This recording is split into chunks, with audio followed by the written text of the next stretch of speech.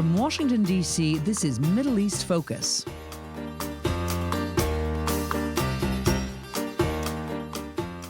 Hello, and welcome to Middle East Focus, a weekly podcast on regional affairs and U.S. policy, produced by the Middle East Institute in Washington, D.C. I'm Alistair Taylor, MEI's editorial director. On today's program, we'll be talking about Pakistan. We'll be touching on the massive floods that have resulted in thousands of deaths, widespread displacement, and economic devastation, as well as the country's broader economic and climate change challenges, the ongoing political crisis, and developments on the foreign policy front, especially in relations with the U.S.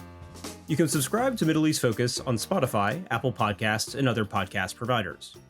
There's a lot to discuss today, but thankfully we've got three great guests joining us on the program to help us make sense of things. Syed Mohammad Ali, Elizabeth Threlkeld, and Arif Rafiq. Mohammed Ali is a non-resident scholar with MEI's Afghanistan and Pakistan program and a weekly columnist for Pakistan's Express Tribune. He has extensive experience working with multilateral, bilateral, government, and non-government organizations on varied international development challenges. Elizabeth is a senior fellow and director of the South Asia program at the Stimson Center.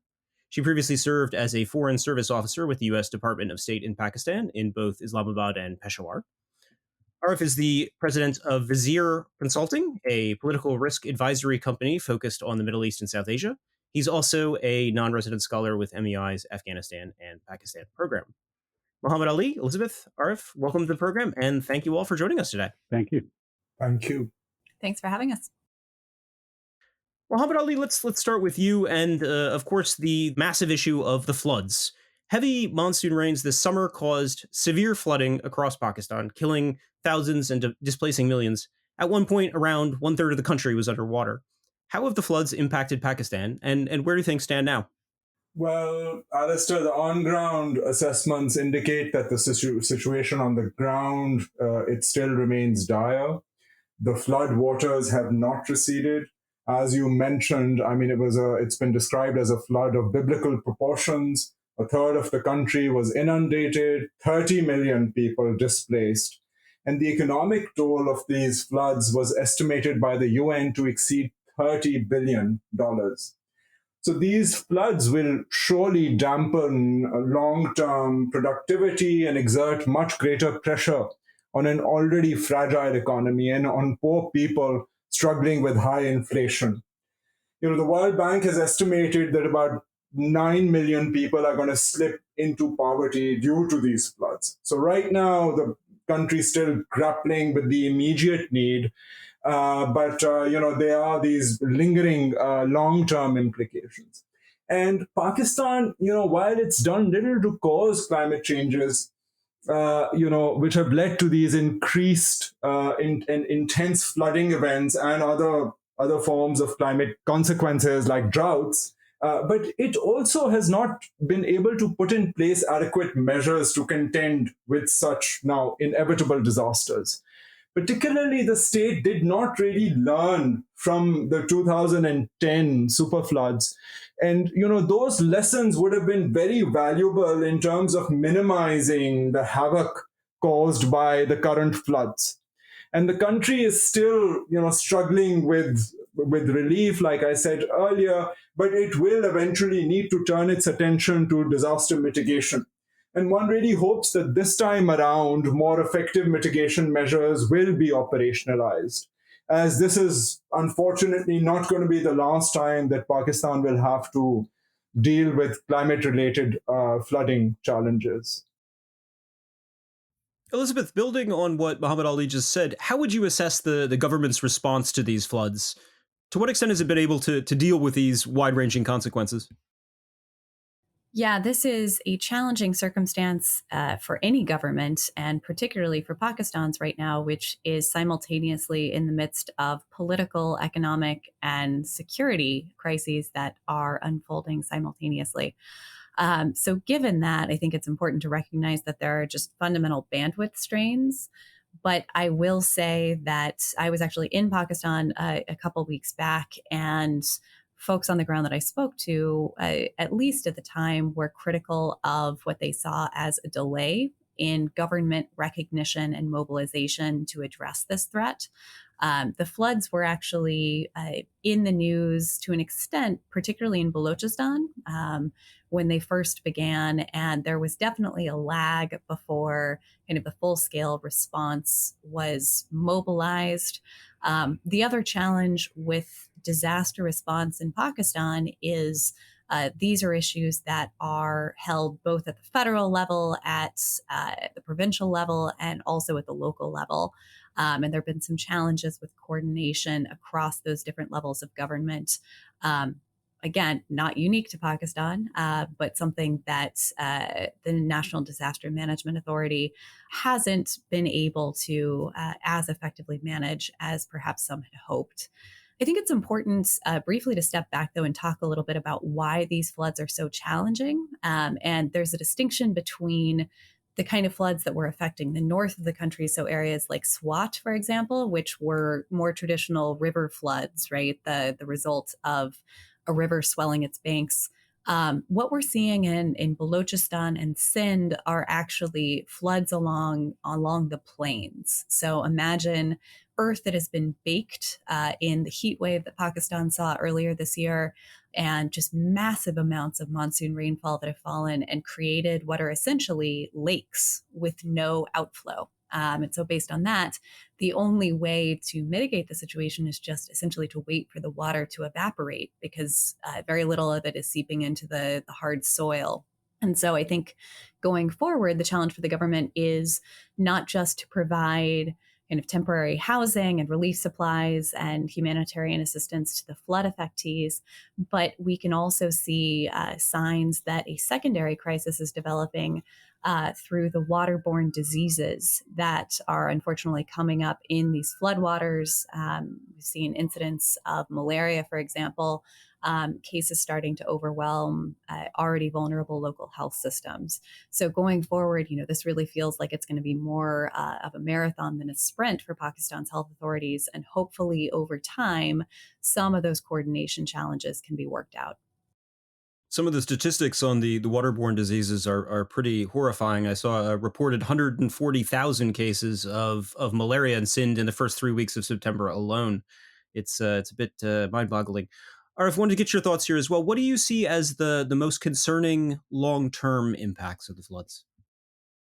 Well, these floods have most impacted Pakistan's poorest regions. So we're talking about the rural areas of the Sindh province and then the Balochistan province as well. And so I think, the most serious potential long-term impact is going to be the entrenchment of poverty in Pakistan's poorest regions. And so, this part of Pakistan is marked by, the primary mode of economic sector is agriculture. I would say most of those who are involved in the agricultural sector are sharecroppers. So these are individuals who rely on good relations with feudal landowners who are political notables and religious notables. They're deeply indebted, and they live on the margins between poverty and destitution. And so this cataclysmic event will probably push many of them further down the poverty line. And I think in the immediate future, they're going to be losing out on two harvests, the cotton harvest and then the wheat harvest. And so, there's going to be a definite immediate impact on their incomes, their livelihoods, and they're going to get deeper into debt. But the danger from these floods is that what we've seen is that Pakistan essentially has been facing annual extreme weather events, and it's this part of the country that is most impacted. So in the earlier part of the year, they tend to see extreme heat, and then it has been followed in many years by this extreme flooding. And so what's happened this year may happen next year as well, and this could be reoccurring, and that would make these areas of Pakistan less habitable and entrench poverty in the country's poorest regions. And I think when we look at the bigger picture, what's happening in the world, we see that parts of Africa, Rwanda, areas in East Africa are kind of moving, graduating from one level of development to the other. But this part of Pakistan is stuck in an economic and political order that is a vestige of the previous century. And I think, when we look at the economic impact, I think it's pretty clear that it will be pretty devastating. And then there could be political impacts as well. So, the political notables and the political parties that have dominated this part of Pakistan, I'm not sure whether that political order can sustain itself amid annual blows to the livelihoods of the people there. Arif, even before the floods, Pakistan was already facing a severe economic crisis, and the scale of the need is now exponentially greater. As Mohammed Ali mentioned earlier, the damage from the floods has been estimated at more than 30 billion, and Pakistan will require substantial immediate support from the international community and multilateral finance institutions. How much success has Islamabad had in obtaining international support? If I were to grade them on a scale of, A to F, I would give them a C. And so, they've the level of support that Pakistan has been getting in terms of tangible monetary assistance and even physical assistance has been low, comparable to the need of the moment. To some extent, that's not Pakistan's fault. I would say there's a lot of donor fatigue. Pakistan has been a major recipient over the past 2 decades of foreign assistance, including from the United States. And given the poor nature of its relations and the breakdown of trust with the United States and some other major powers, there's little appetite to kind of put a lot of money in that space. It's also Pakistan and other countries like Somalia, which is facing a potential famine, have also kind of been kicked to the side as the Western powers are largely focusing their energy on Ukraine right now. At the same time, I would say that there is a lack of trust among some actors in the international community of the current government. I think there was a perception early on that Pakistan was kind of embellishing some of the monetary figures that were involved, that were related to the flood impact. And as it turns out, the impact has been quite cataclysmic. And so I think there is a kind of a boy who cried wolf effect to some extent. At the same time, there were some in the current government who saw that the potential inflows of dollars could perhaps give them the ability to revert back to an expansionary monetary economic policy, and especially ahead of the elections, which are supposed to take place anytime within the next year or so. And so I think there's an aversion among some in the international community to kind of embolden a government that may go back to past failed economic policies. And we're already seeing kind of a reversion to that with the return of the former finance minister Ishaq Dar to that position. Mohammed Ali, Prime Minister Shehbaz Sharif has said that he shouldn't have to go with, quote, a begging bowl to ask for aid and is instead seeking climate justice. And this ties into the broader global conversation around climate justice and losses and damages in the run-up to COP27 next month in Egypt, and is particularly relevant for a country like Pakistan that has done so little to contribute to global carbon emissions. How is Pakistan approaching the longer-term climate adaptation and mitigation challenges here? So, Alistair, I think despite all its governance failures and elite-led economy, Pakistan still has solid grounds for demanding climate justice. I mean, it is not a big emitter, even though that is a function of the size of its economy. But nonetheless, it's paying a heavy price for climate change without contributing to it significantly. Less than 1% actually in terms of emissions. And the foreign minister actually referred to the need, the Pakistani foreign minister. Of course, it was in Prime Minister Shehbaz Sharif's address to the UN General Assembly. But when Foreign Minister Bilawal came to Washington, D.C. as well, he referred to the need for a green Marshall Fund for Pakistan. Now, the idea of an environmentally focused Marshall Plan is interesting, given that it is rooted in a historical context of a century and a half of Western industrialization being responsible for current climate change, and also the fact that the G7 last year had acknowledged the need for a $100 billion green Marshall Plan for the global South. as a whole. However, Pakistan itself cannot reasonably, it cannot really expect an aid package like that given to Western Europe after World War II. Pakistan, in my opinion, needs to sharpen its request for support. Rather than passively taking whatever funds are given to the country via, the Green Marshall Plan or through bilateral support, I think it's important that Pakistani policymakers articulate explicit and feasible requests. For instance, Pakistan should specifically ask the US for help with climate proofing the Indus Water Treaty, given that it was on the US insistence which had led the World Bank to broker this treaty back in the 60s.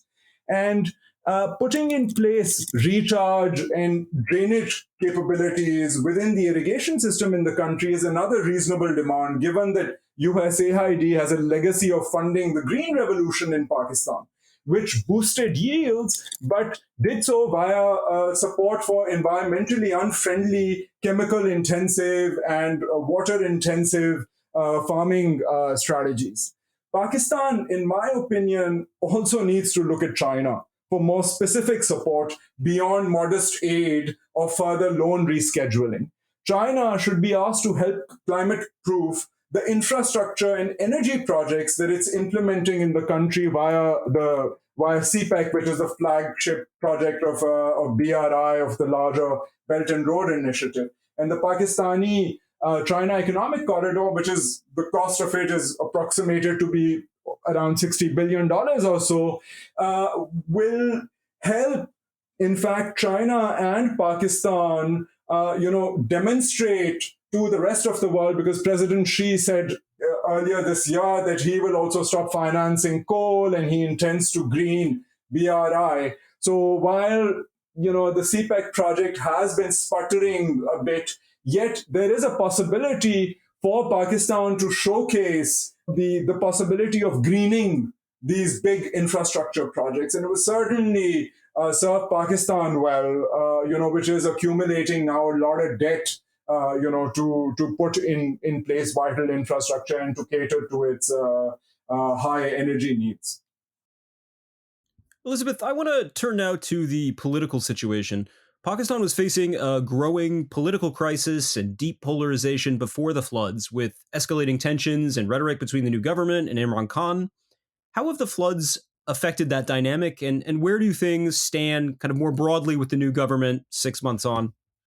Yeah, so back when I was in Pakistan in September, I was asking this question in a way. And it was notable to me that so many of the conversations that I would have there started understandably with expressions of condolences for the floods and concern for the victims. And then the conversation would shift very much to one that felt familiar. It's politics as usual. It's who's up, who's down. And I didn't sense that there was a great deal of thought or consideration given to how the floods over the long term could impact Pakistan's political system in some of the ways that Arif in particular was referencing earlier. In terms of the immediate impact here, I think this is in some ways in keeping with the strategy of the new coalition government to try to buy time. The floods have created an opening to release some pressure around, for example, early elections. They were able to push off some by-elections in Sindh, for example. And so that politically plays into the hands of the current coalition government, in large part because of how successful former Prime Minister Imran Khan has been since his ouster in a vote of no confidence back in the spring. And he has been able to gather large rallies, to put pressure from the government from the outside in this role that he's very comfortable with and effective at. And so the game right now is, for PTI supporters and Imran Khan, there's a sense of wanting to intensify that pressure to try to maintain the momentum that he's been able to build over the course of the summer. And to the extent that the floods are putting a damper on that and pushing timelines out further into, for example, next spring after Ramadan and Eid, potentially for the next elections, that is more likely to benefit the coalition government as it stands, just on the assumption that it will be difficult for Imran and PTI to maintain the momentum that they've been seeing over the last few months. So we've seen, for example, kind of a return to this idea of a long march, and that Imran is going to be putting pressure on the capital to try to build that up. And I would imagine that we'll see that going forward. In the meantime, there's been a series of leaks coming out that are captivating audiences in Pakistan. They've impacted politicians across the spectrum. There were two more today, focused specifically on PTI. And so there are real questions about the national security implications of these leaks. They've come out from the highest levels of office. And so I think Pakistan is concerned about that, and an inquiry is ongoing. But, more broadly going forward, there are a couple of timelines to watch in Pakistan. So one is November, looking forward to what's expected to be the naming of a new chief of army staff. And then, as I mentioned, likely early next year for general elections. So it's a time of political uncertainty, and that makes it all the more challenging to respond to the floods. And I see that as a missed opportunity to try to establish a political consensus around this devastating humanitarian situation and try to reduce some of the polarization that Pakistan is struggling with right now. Arif, building on what Elizabeth said, how do you see the political situation developing over the coming months and into early next year? And is there any prospect for a sort of lowering of the political temperature? Yeah, no, I don't think so. I think, what we've seen since Prime Minister Khan was removed from power in April is that the tensions have remained very high. And just before things hit an all-out crisis, things kind of cooled down a bit, perhaps due to back-channel talks between the political parties or between Imran Khan's party, PTI, and the army. So to some extent, things are being managed. There is a kind of a informal crisis management system that's in place in terms of political order in Pakistan. But I think in terms of the big picture, Pakistan is in an era of political instability, and this kind of crisis will continue for the next year or two. Because let's say elections are held sometime next year.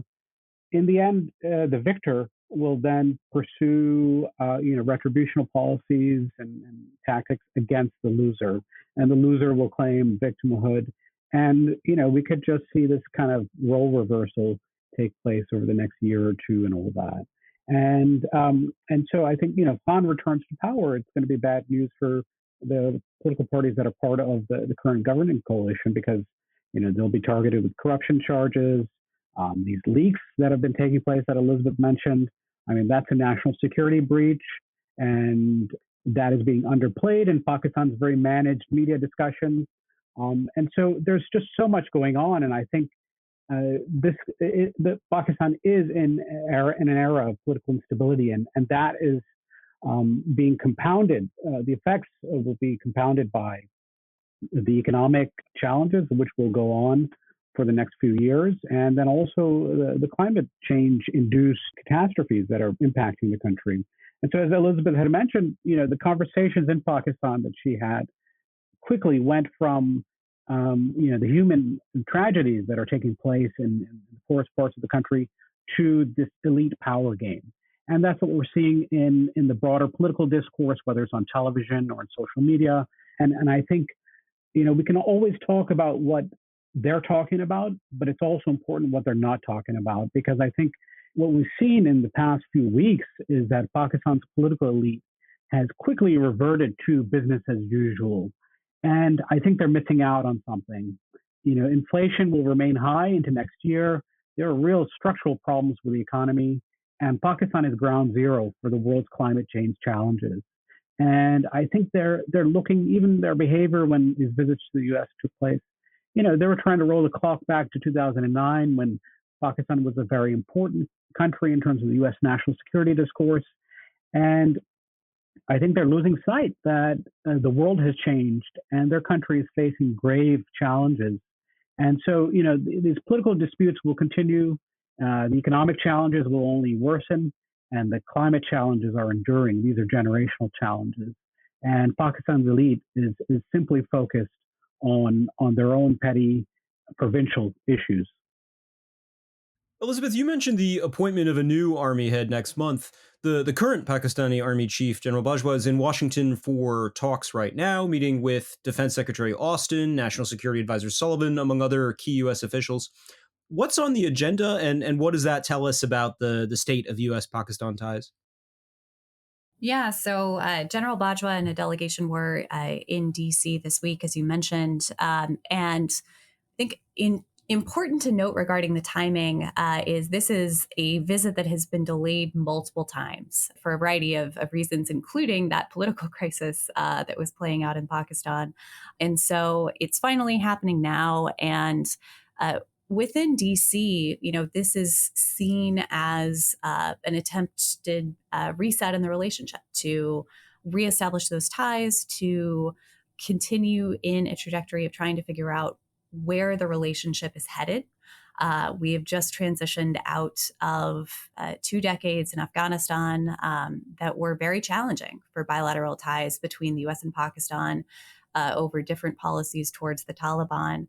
And now that we find ourselves in a situation of, having the U.S. withdrawal from Afghanistan, the Taliban takeover, it creates a moment in which both sides are trying to feel out the parameters of the relationship going forward, particularly in the context of Pakistan's deepening ties with China. And so, I see this visit as something that is fairly standard, interactions between a key leader in Pakistan and counterparts in the U.S. I think what's important to note is the disconnect in how it's being viewed in Pakistan and my assessment of what's actually on that agenda. So hearkening back to the political crisis in Pakistan in the spring and allegations by Imran Khan of U.S. meddling in Pakistan's domestic politics, the parlor room conversation now in Pakistan is whether or not Chief of Army Staff Bajwa plans to leave in November or whether he might seek an additional extension of his tenure. And in this context, in kind of the conspiratorial mindset where the U.S. is seen as pulling the strings, there is a great deal of speculation within Pakistan that this is an indication that Bajwa is trying to seek an extension, anything along those lines. I think that's really unfortunate and a vast overreading of the situation. So I wouldn't see anything worth considering there. It really does seem to be in this moment of flux in the relationship, trying to find what a new normal looks like for U.S.-Pakistan ties. Arif, in the background of Pakistan's efforts to repair relations with the U.S. are both its own ties with China as well as those between the U.S. and India. Balancing all of that is a pretty tough act to manage. Do you think Islamabad is getting the balance right? No, I don't think so. I think, for the past year or so, and I think more publicly, and this has been going on for a bit longer than that, Pakistan has been trying to kind of balance relations between the United States and China. And I would say in the earlier part of this year, those efforts became a bit more prominent. And, for example, the current Army Chief, General Qamar Javed Bajwa, had made a statement before a gathering in Islamabad, a security summit, and had essentially insinuated that China was not Pakistan's defense partner of first resort or its first choice. And I think that is, kind of message that one should, deliver privately and not at a public gathering. But unfortunately, what we've seen in Pakistan is that policy making has become extremely personalized. And so various actors in the political system and in the governmental system have, developed these kind of perceptions that they are saviors and this kind of hero complex. And despite, let's say the advice of other organs of government, have gone out of their way to kind of freelance or project their own views publicly in ways that are a bit too direct. And I think that's had an impact on Pakistan's relations with China. And so, my understanding is that, this has been conveyed directly to Pakistan's top leadership. And so, when we look at that balancing effort the kind of trade-offs that are there in terms of tangible trade-offs, I don't think the Pakistanis have a clear understanding of what they want from the United States. When we look at what's coming from there in terms of the discourse there, and then also, the discourse that is taking place in some parts of Washington, where we have proposals for kind of, rekindling the bilateral relationship. When you look at the nitty gritty and the bullet points, there's an absence of tangibles. There's an absence of details. And so I think that points to a lack of imagination in terms of the relationship, but also, the fact that there's really little that binds the two countries in terms of a strategic alignment.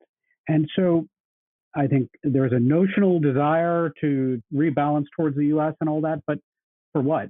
To get what? The aid won't come, the military assistance won't come, and the big ticket military hardware is also not going to come from the United States. So I think this is a lot of the discourse in Pakistan is largely based on attitudes and sentiments and not based on concrete policy acts. And so this is, I think in the end, this balancing act for Pakistan will probably end up being a net negative. Before we wrap up, I want to get all of your thoughts briefly on where you see things going moving forward, starting with you, Mohammed Ali. Well, I think that there's a bit of introspection in order here, Alistair. I mean, I do, of course, we're talking about Pakistani foreign policy, but I think it's not a one-way street. Bilaterally, the US has also, its security-dominated focus. And of course, this is not this is not the exception in the case of Pakistan. The US has, for geostrategic purposes, it's dealt with authoritarian governments. It has dealt with the security establishment, particularly in Pakistan, and given it repeated leases of life. Be it the Musharraf government for a decade, be it earlier the Zia government because of the situation in Afghanistan. And I think with Imran Khan's very sort of callous, framing of US pressure and involvement and for his own political purposes, subsequently there was a sigh of relief in DC that, the military and Imran Khan are parting ways. And I think that still, as far as the US is concerned, and some of it has to do with the political upheaval in the country, but their focus is still on a very myopic form of a sort of transactional relationship. I think the Al-Zawahri strike, for instance, in Afghanistan, which is creating complications for Pakistan and its relationship with the Taliban, which is not a great relationship, by the way, is perhaps one of the ways in which the US and Pakistan can realign to a certain degree on a security tangent. And it got, some supplies to refurbish its F-16s. And I really think that, there needs to, if the US and Pakistan want to create a sustainable relationship, they have to transcend this myopic security focus. And the floods have now created a situation. And the US also needs to think of Pakistan's relationship with China not as a zero-sum game, right? So Alice Wells, for instance, talking about predatory lending when Pakistan has for decades been highly indebted because of multilateral funding by the World Bank, etc. It makes it difficult for Pakistan to choose between development models. So I think Pakistan also has many challenges when it's trying to balance its relationship, with these big players as we see, a new sort of great power competition unfolding in the region.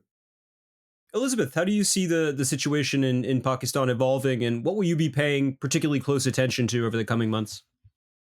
I think it's a couple of things. So within Pakistan domestically, the question will be what, if any, of these difficult reforms that I think are well acknowledged need to be taken are taken. You can pull on climate, for example, just as one key piece of this that's come to the fore now with the floods. It was mentioned earlier, the lack of learning and effective response following the 2010 floods What will that look like going forward? Is there going to be an inquiry of sorts? Is it going to be a process that Pakistan goes through to think ahead and look at this as a challenge going into the future? And this is an opportunity for Pakistan in some ways through its really challenging position on the front lines of climate change to be a leader in the global south and to identify cost-effective, realistic climate adaptation efforts. And unfortunately, those are going to be needed not just in Pakistan going forward, but the world over. And so you can imagine, if Pakistan were to frame its flood response less through the discourse of victimhood and more through an opportunity to offer the rest of the world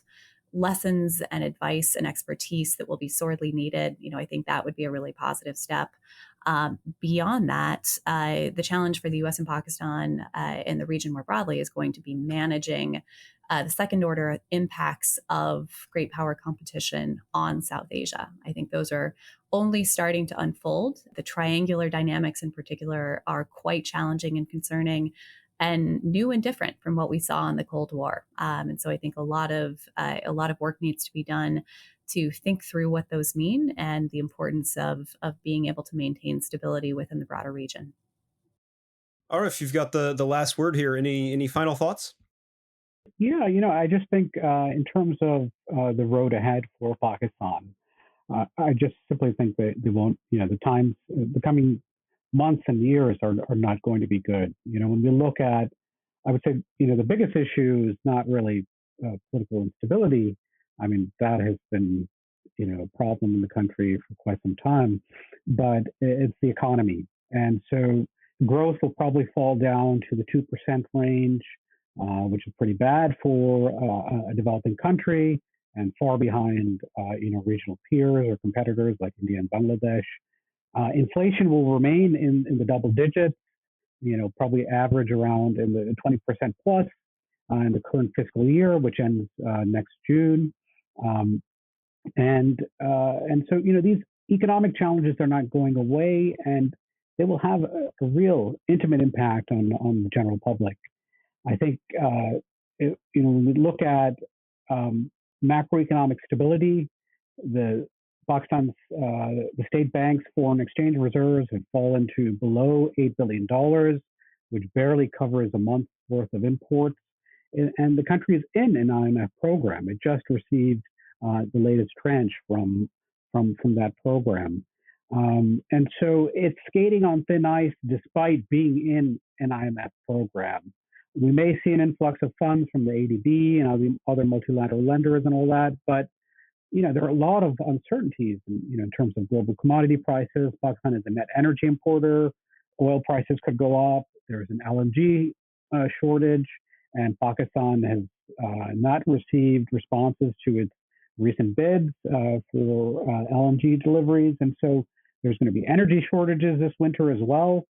And, that will impact electric power production in the country. There will be blackouts. And also the ability of its export sector to produce. And the export sector is already being impacted by the floods. Pakistan will have to import more cotton, all that. So, it's a very messy situation. And I think, we can always look at the day-to-day developments in the country, but the big picture, in my opinion, is very disconcerting. We'll have to leave things there on that sobering note. That's all the time we have for today. But Mohammed Ali, Elizabeth, Arif, thank you all for joining the program. Thank you. Thanks for having us. Thank you, Alice. You can follow all of MEI's coverage of Pakistan on our website at www.mei.edu. That's all the time we have for this week. Thank you to our listeners for tuning in, and to our podcast editor, Hans Fay, for all of his work on this week's episode. You can follow MEI on Twitter, Instagram, Facebook, and YouTube, and subscribe to our email newsletters for the latest analysis and information about upcoming events. I'm Alistair Taylor. We will see all of you next week. This has been a presentation of the Middle East Institute. To support MEI's programs and podcasts, please donate at www.mei.edu. Thank you for your support.